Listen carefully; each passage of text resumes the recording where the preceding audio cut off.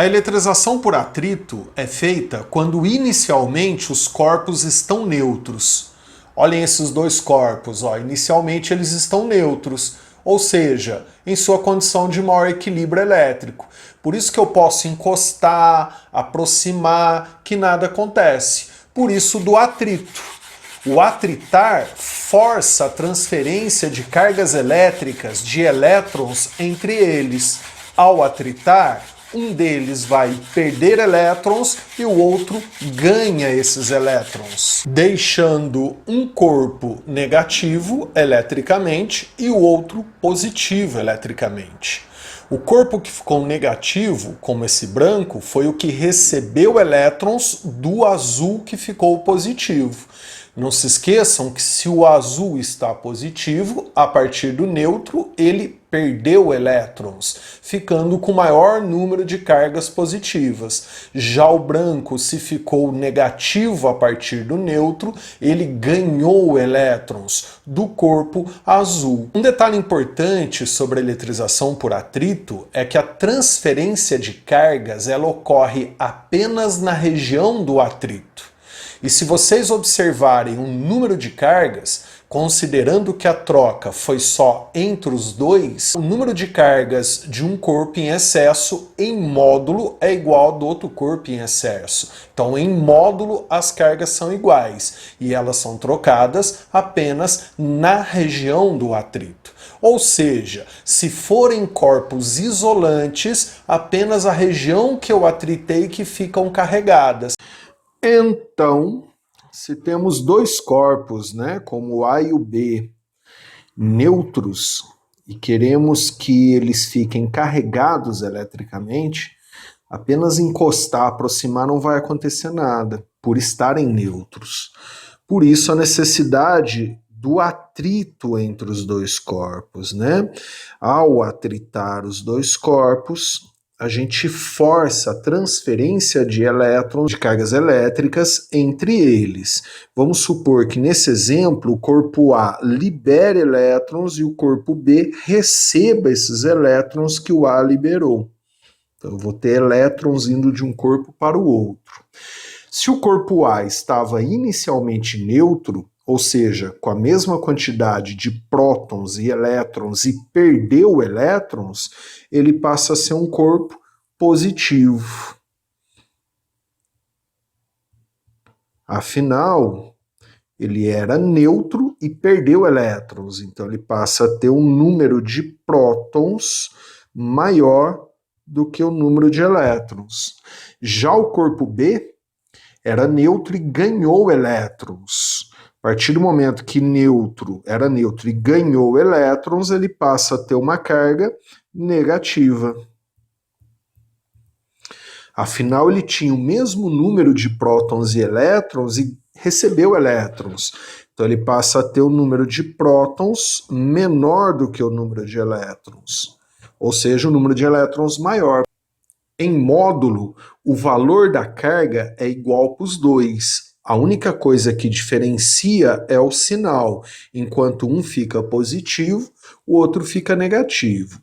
O valor em módulo é igual porque, considerando que a carga é trocada apenas entre os dois, a quantidade de carga que o A libera em módulo é igual à quantidade de carga que o B recebe.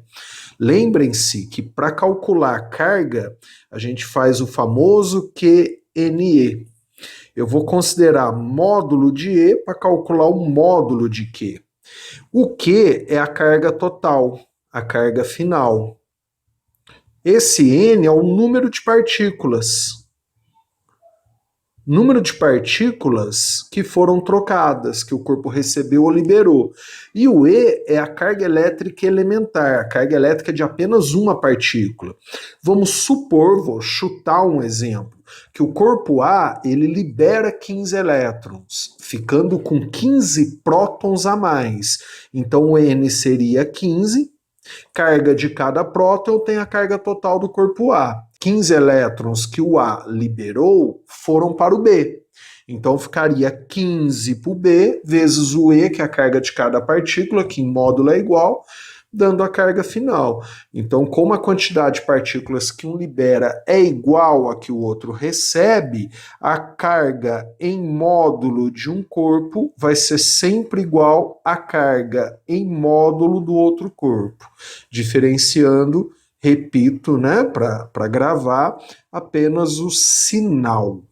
Lembrando de um detalhe que eu já comentei, na eletrização por atrito, a carga trocada é só na região do atrito. Então a carga trocada seria só aqui, ó, nessa região que eu atritei.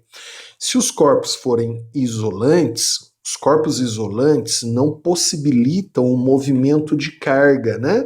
Então, se eles forem isolantes, só vai ficar carregado a região que trocou as cargas, que essas cargas elas não têm liberdade de movimento, então ficam apenas na região que trocou. Uma pergunta que pode ter ficado é: como eu sei qual corpo libera e qual corpo recebe a carga? No meu exemplo, o corpo A passou para o corpo B. Aí, para isso, nós temos uma tabela chamada série triboelétrica. O que define essa tabela é a eletronegatividade de cada material. Geralmente, os materiais eles são organizados numa certa sequência, de tal forma que eu consigo saber quem é atritado com quem vai liberar, quem vai receber os elétrons. Na maioria das tabelas, o material que ficar acima, ó, ele fica positivo, ou seja, ele vai liberar elétrons se atritado com o material que ficar na parte de baixo, que vai ficar negativo, ou seja, receber esses elétrons. Alguns exemplos, usando a série triboelétrica. Vamos supor que eu vá atritar pele humana seca com papel.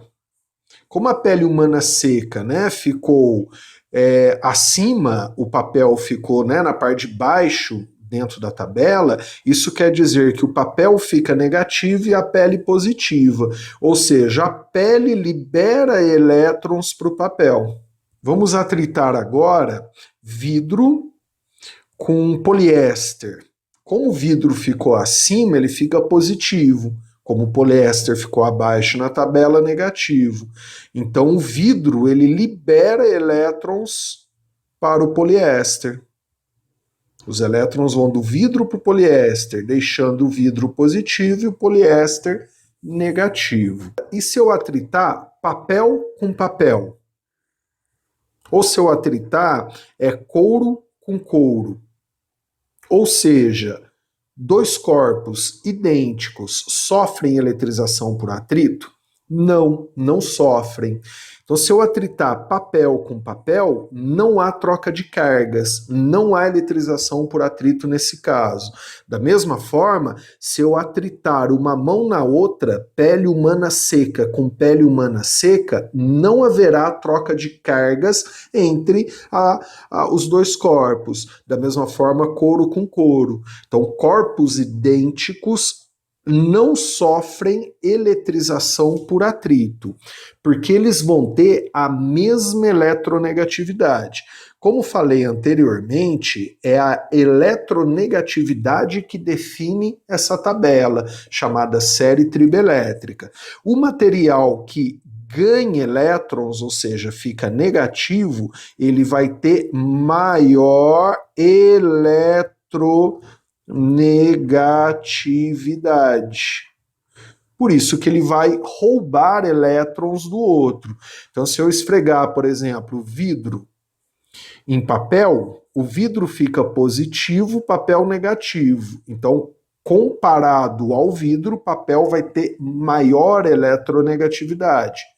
Comparado ao papel, o vidro tem menor eletronegatividade, por isso que é o papel que rouba elétrons do vidro. Agora, se eu esfregar âmbar com âmbar, eu tenho a mesma eletronegatividade, por isso que não haverá transferência de elétrons com corpos idênticos. Não podemos deixar esses dois últimos comentários de fora, que a eletrização por atrito ela ocorre facilmente em materiais isolantes e ambientes secos. Primeiramente, por que materiais isolantes? A questão é a existência ou não de elétrons livres. Imaginem que eu tenha um corpo,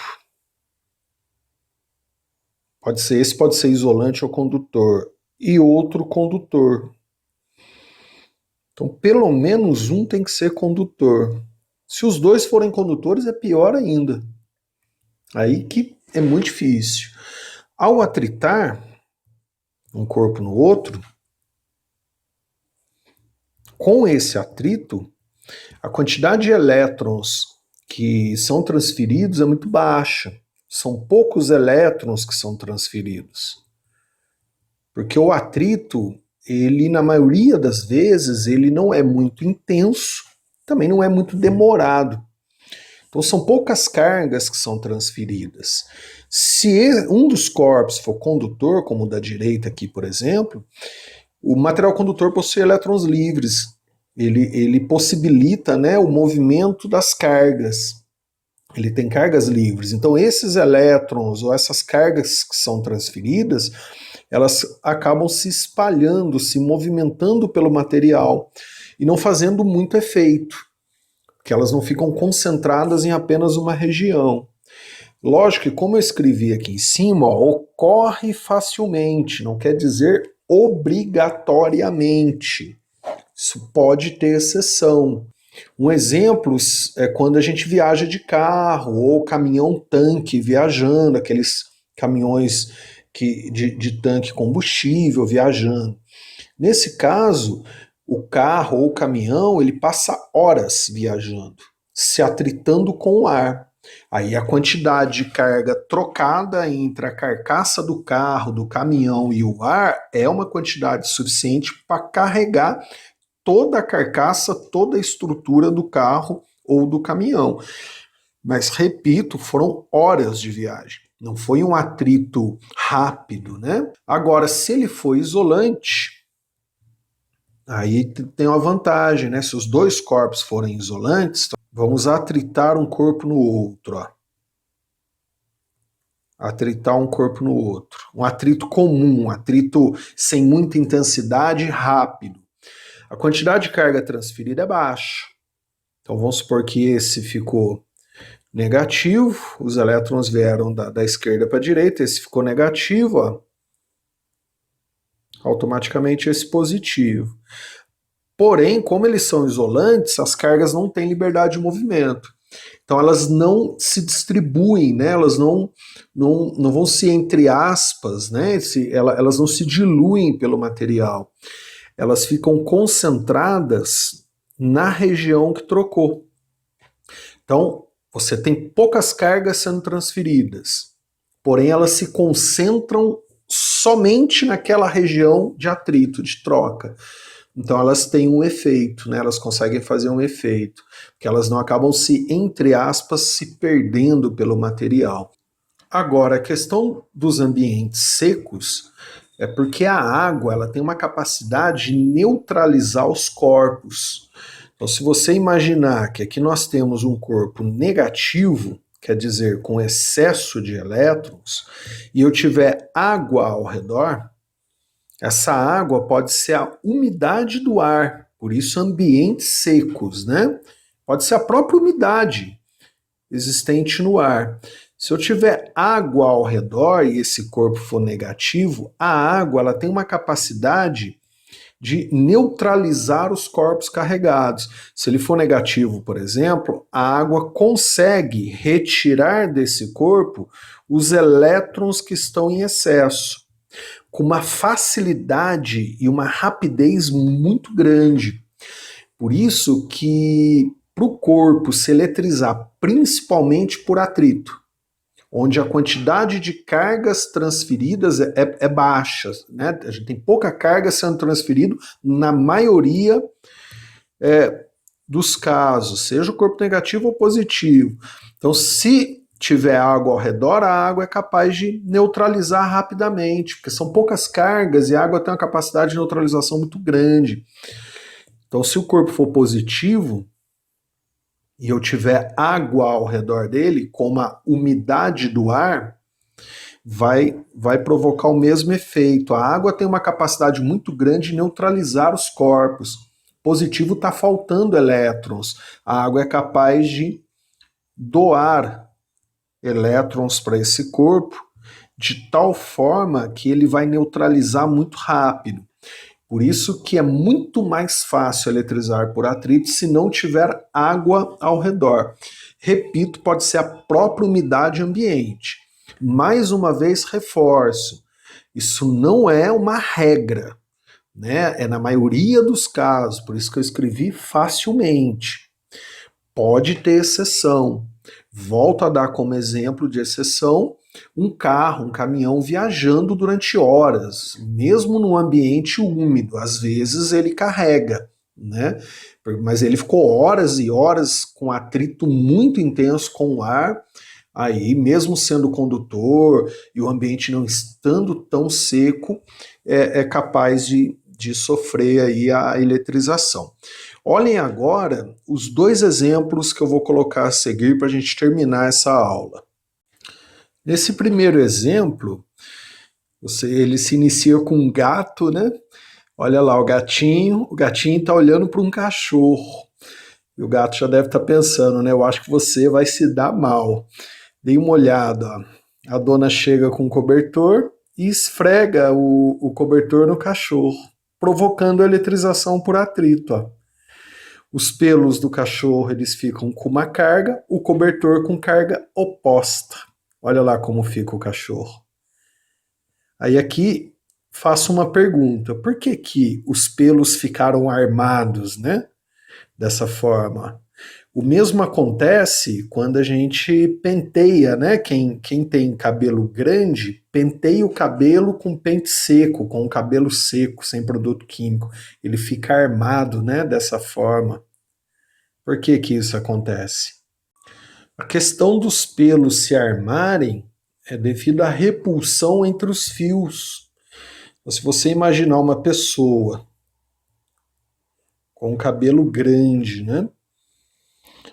E o cabelo carregado eletricamente, como eles ficam todos com a mesma carga, seja positiva ou negativa, vamos supor que o cabelo fica positivo, na hora que esfrega com um pente, né, com um cobertor. Então a gente passa a ter a repulsão entre os fios se repelem. Devido à repulsão entre os fios, ele arma, né? Ele fica armado. Aí se eu quiser desarmar, eu molho. Aí volta, né, no último comentário da aula. A água ela tem uma capacidade muito grande de neutralização. Então o fato de molhar o cabelo para desarmar é neutralizar os fios. Isso não iria ocorrer se o cabelo tivesse com creme, né? Porque por conta da dificuldade de eletrização, se ele tivesse com algum produto químico. Agora, se tiver seco, certamente isso vai acontecer se for uma pessoa com cabelo grande, né? Não igual o meu. Dê uma olhada no próximo exemplo. Nesse próximo exemplo, você tem um dançarino aí, né? Parecendo com John Travolta. Eu vou esfregar o pé dele no tapete. Então isso acontece com muitas pessoas. Ao esfregar o pé dele no tapete, é lógico que daí ele deveria estar descalço, tá? O sapato ali, né, na prática, na real, o sapato não iria permitir. Então, se você estiver descalço e esfregar o pé no tapete, você pode trocar cargas com o tapete. Se você esfregar muito, muito, muito tempo, você pode ter sim uma quantidade de carga suficiente para carregar o seu corpo, né? Então, olha lá, ó, de acordo que vai esfregando o pé no tapete, ó, ele vai roubando elétrons do tapete. Ele fica negativo e o tapete fica positivo. E aí, se você esfregar bastante, ó, a gente tem uma quantidade de carga suficiente para carregar todo o corpo. Aí eu vou esticar a mão dele agora. Vocês vão reparar que as cargas vão se concentrar na pontinha do dedo. Isso chama-se poder das pontas. Nós já conversamos sobre isso, né? E aí vai descarregar na maçaneta, vai dar um raiozinho, que é uma descarga elétrica lá. As cargas se concentram lá e descarrega na maçaneta, que é uma faísca mesmo, uma descarga. Isso é muito comum em regiões secas, em períodos mais secos, né? Quando a gente anda de moto, anda de carro, e às vezes do nada a gente sai, né, a gente se aproxima de alguma coisa e dá uma faísca. Foi isso que aconteceu. Eu vou mostrar mais um exemplo para vocês que vale a pena, assistam. Nesse último exemplo, eu vou esfregar o balão na blusa. Vocês podem tentar fazer esses experimentos em casa, né? Principalmente se o ambiente estiver seco. Vai acontecer com muita facilidade. Vocês vão reparar, ó, que ao esfregar o balão na blusa, ó, o balão tira as cargas negativas da blusa, ó, ficando, ó, olha o balão carregado negativamente, com excesso de cargas negativas, e a blusa positivamente. Ao aproximar o balão da parede, olha que legal que acontece, ó. Como o balão está negativo, ele empurra as cargas negativas da parede, ó, deixando as cargas negativas da parede mais distantes, as positivas mais próximas, ó, do balão, né? E aí as cargas positivas da superfície da parede, ó, com as cargas negativas do balão, provoca a atração, né, que é a atração elétrica com corpos neutros. Ó. Daí o balão gruda. Ó. Eu vou soltar o balão, ó, soltei, ó, ele se mantém grudado na parede. Você pode tentar fazer isso. Pega um balão, esfrega no cabelo, na roupa, né, e aproxima da parede. Vocês vão ver que que o balão vai ficar grudado na parede, por conta da indução. Primeiro induz, separa as cargas na parede, aí as cargas mais próximas do balão, ó, são as positivas, o balão é negativo, cargas de sinal contrário, né, os dois corpos se aproximam e ficam grudados.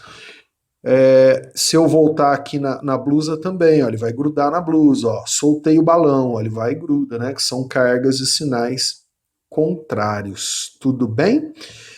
Fica aí essa aula de eletrização por atrito, como eu comentei no início, é um assunto extenso, tem muitos detalhes. Eu ainda vou falar de eletrização por contato e eletrização por indução. Acompanhe as próximas aulas. Um abraço, bons estudos.